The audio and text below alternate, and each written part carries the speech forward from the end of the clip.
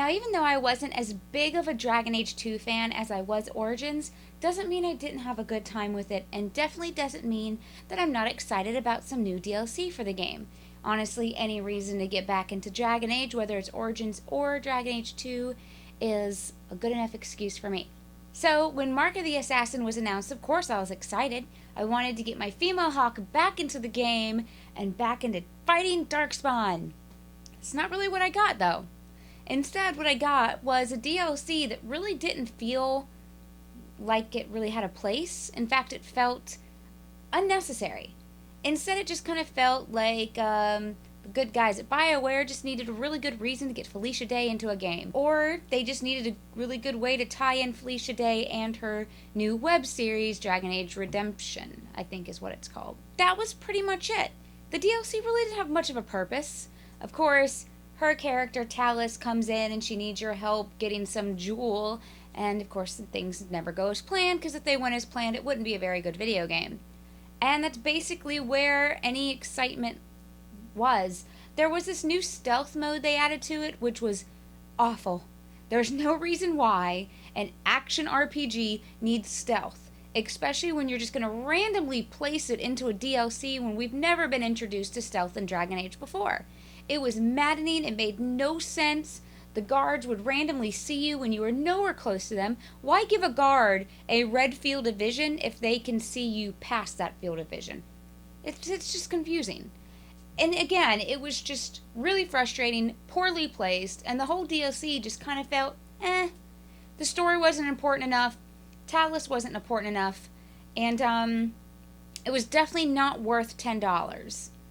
Maybe worth 5. I wouldn't pay over 5 for this. It was maybe a 2-hour gameplay. And again, it just felt needless. There was no point to it. And I kind of expected a little bit more from BioWare with the Dragon Age 2 DLC. I mean, they delivered us some half-assed DLC in Dragon Age Origins, but they also delivered us some really amazing DLC with Dragon Age Origins, and I was kind of expecting something a little bit better than Mark of Assassin. Again, it really felt like they last minute threw this DLC together specifically for Felicia Day, which if you're a huge Felicia Day fan, then it's totally worth it for you. But however, I'm just kind of indifferent. She was really good. Her voice acting was great. Better than some of the other voice actors in the game. It's just the DLC and the story as a whole really had nothing to do with the story of Dragon Age 2, and it really won't have anything to do with any unless they write it in. But it didn't leave anything open for future DLCs. It was just kind of like almost like you just paid for a side mission, basically. I really, really hope this is not the tone that BioWare is setting with their future DLCs for Dragon Age 2. I'm hoping something for Dragon Age 2 along the lines of Dragon Age Awakening. That was a great add-on for Origins, and Origins got some other really good ones, and like I said before, they got some bad ones as well. I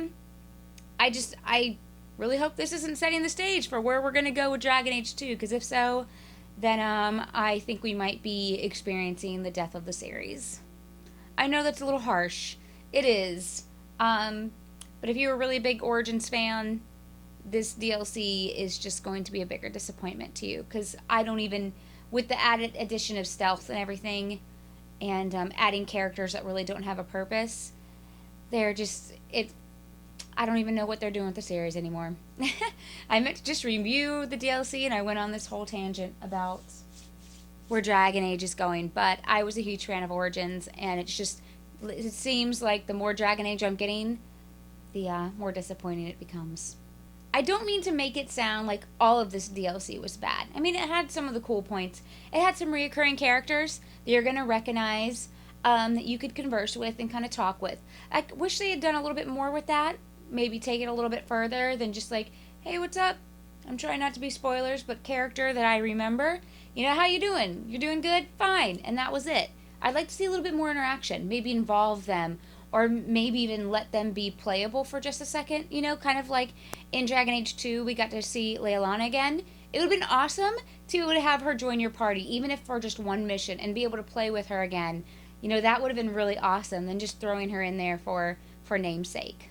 So overall, like I said, Mark of the Assassin is definitely skippable unless you're like the biggest Felicia Day fan ever. Then totally get this DLC. You're going to love the hell out of it. If you're indifferent, or you don't really care and you just want to play Dragon Age, this isn't really a good excuse. It just, again, it felt rushed. It felt like it had no purpose. It really was kind of anticlimactic and left me feeling like meh. When it was over, I was just like, okay, what? Why did I do all that? Because it gave me no excitement, no gratification at all.